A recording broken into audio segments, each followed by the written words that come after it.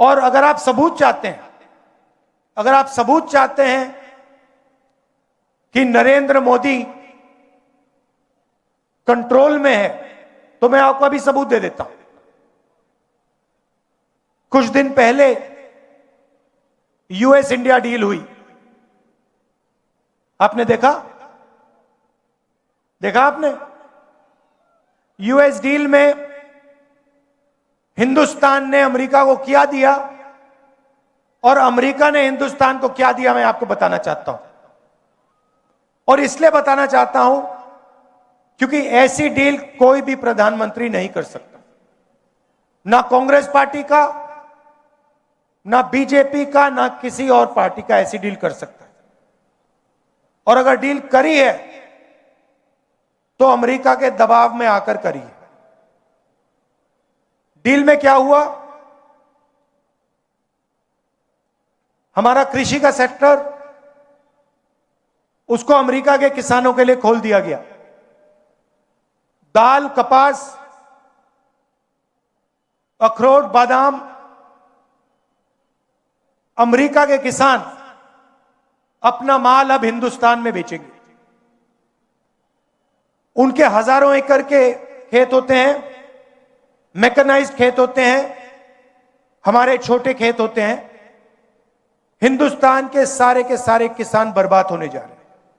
पहला काम नरेंद्र मोदी ने यह किया। दूसरा काम, नरेंद्र मोदी ने डोनाल्ड ट्रंप से कहा कि 9.5 लाख करोड़ रुपए का माल हर साल हम अमेरिका से खरीदेंगे। मतलब हमारे सारे के सारे कारखाने, सारी फैक्ट्रियां, स्मॉल मीडियम इंडस्ट्री सारी की सारी बंद हो जाएगी, अमेरिका का माल हिंदुस्तान खरीदेगा।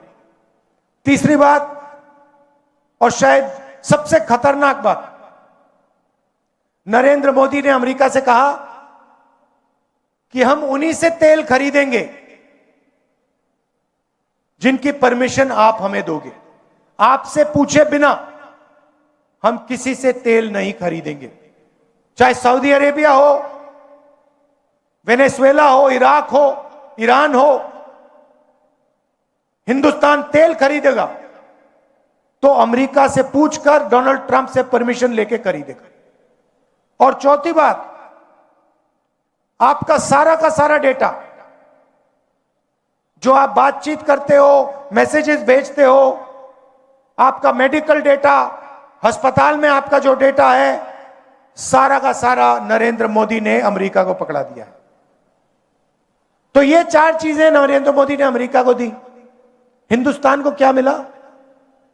हिंदुस्तान को कुछ नहीं मिला, जीरो, कुछ नहीं मिला। हमारा टैक्स बढ़ गया,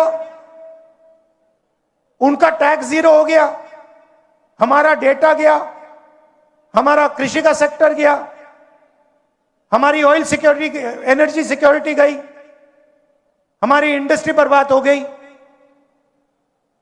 अमेरिका का कुछ नहीं गया। इसके 2 कारण हैं और मैं आपको साफ बता देता हूं।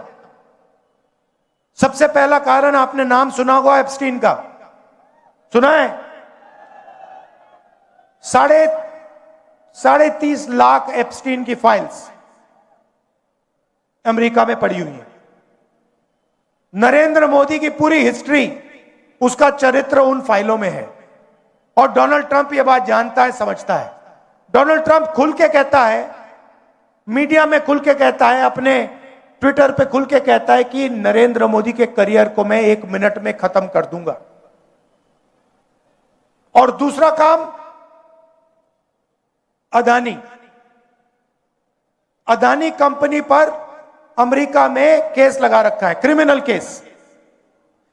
अदानी जी हिंदुस्तान के सबसे बड़े बिजनेसमैन हैं, अरबपति हैं, मगर हिंदुस्तान से बाहर नहीं निकल सकते, क्योंकि जैसे ही हिंदुस्तान से बाहर जाएगा, अमेरिका में इस पर केस है, क्रिमिनल केस है, इसको पकड़ के ये ले जाएंगे।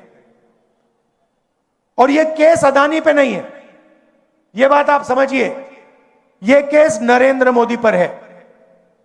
क्योंकि नरेंद्र मोदी और अदानी एक है। कंपनी का नाम अदानी है, कंपनी का नाम मोदानी होना चाहिए। और ये पूरा देश जानता है, पूरा देश जानता है कि बीजेपी का फाइनेंशियल सिस्टम, बीजेपी का फाइनेंशियल स्ट्रक्चर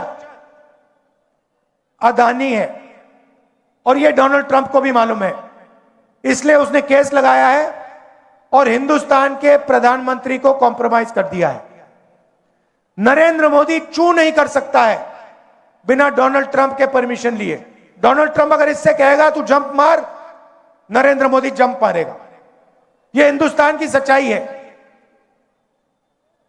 और आप लिख के ले लो, आप लिख के ले लो, ये जो नरेंद्र मोदी है, जो आज हिंदुस्तान के प्रधानमंत्री हैं,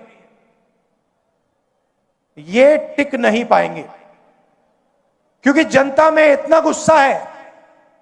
आपको जितने इलेक्शन चोरी करने कर लो, मगर अंत में जो जनता की सच्चाई है, जनता में जो गुस्सा है, उसका सामना आपको करना पड़ेगा। और जनता डिसाइड करती है हिंदुस्तान में क्या होगा। आप देख लेना, आपने देखा पता नहीं, मैंने भाषण किया, यूएस डील पर भाषण किया लोकसभा में, मैंने एप्स्टीन का नाम लिया और नरेंद्र मोदी ने अमित शाह को इशारा किया कि भैया इसको, स्पीकर से कहा कि भैया बंद करवा। 4 घंटे लोकसभा में मुझे बोलने नहीं दिया। मैं क्या बोलने जा रहा था? मैं एप्स्टीन की बात करने जा रहा था, मैं अदानी के बारे में बोलने जा रहा था, मगर नरेंद्र मोदी जी उठ के पार्लियामेंट हाउस से भाग गए। आंख में आंख नहीं मिला सकते, यह सच्चाई है। इनका सिस्टम क्या है? अदानी इनकी पूरी मार्केटिंग करता है, इनको ये पूरी देश का धन पकड़ाते हैं। इनके पास ईडी है, सीबीआई है, इनकम टैक्स डिपार्टमेंट है। और सीधी सी बात है, हम नरेंद्र मोदी से, ईडी से, सीबीआई से, इनकम टैक्स डिपार्टमेंट से डरते नहीं। कर लो जो करना है, कोई फर्क नहीं पड़ता। हम कांग्रेस पार्टी, आप लिख के ले लो, कांग्रेस पार्टी नरेंद्र मोदी को हराएगी और फिर देखना हम क्या कार्रवाई करते हैं नरेंद्र मोदी के साथ। बंगाल में जिस तरीके से सीएम पद का शपथ हुआ, आप पहले इसको भारतीय जनता पार्टी बोलते थे, लेकिन अब इसका नाम चेंज कर करके रखना पड़ेगा भ्रष्टाचारी जनता पार्टी, क्योंकि जितने भ्रष्टाचारी हैं सारे भारतीय जनता पार्टी में समा रहे हैं। आप बोलिए, यही शुभेंदु अधिकारी को किस तरीके से नरेंद्र मोदी एक टाइम में बोलते थे पैकेट में डाल रहा, लेकिन कहां गया, किस जगह पे गए? भारतीय जनता पार्टी जो बोल रहे थे न खाऊंगा न खाने दूंगा। तो भाई आप देखिए, भ्रष्टाचारी जनता पार्टी में जो भी शामिल होगा वो खाएगा भी और खिलाएगा भी, यही तरीका है। आप बोलिए, जिस तरीका से ये शुभेंदु अधिकारी को नरेंद्र मोदी कहते थे कि ये किस तरीका से नारदा सारदा घोटाला, किस तरीका से कोयला घोटाला, क्या क्या नहीं आरोप लगाए, आज उसका सीएम का शपथ दिलाए गए और सिर्फ शपथ दिला के आ रहे हैं। ठीक है, उसके बाद देखिए, ये जो राहुल गांधी जी कह रहे थे ना कि ये नौटंकीबाज, ये कह रहे हैं कि शुभेंदु अधिकारी सीएम के लायक नहीं, लायक तो है ही नहीं है ना। आपको बताए ना, भ्रष्टाचारी जनता पार्टी ये हो चुकी है भारत में, जो भ्रष्टाचारी जितना बड़ा उसको उतना बड़ा पद मिल रहा। आप देखिए, बहुमत दिया है, बंगाल की जनता ने बहुमत दिया ही नहीं है ना, तब तो ममता दीदी देखिए हल्ला हंगामा कर रही है, सुप्रीम कोर्ट जा रही है, कहां कहां हल्ला हंगामा कर रही है। देखिए, बंगाल की जनता ने बहुमत नहीं दिया, ये चुनाव आयोग गणेश कुमार ने दिया है।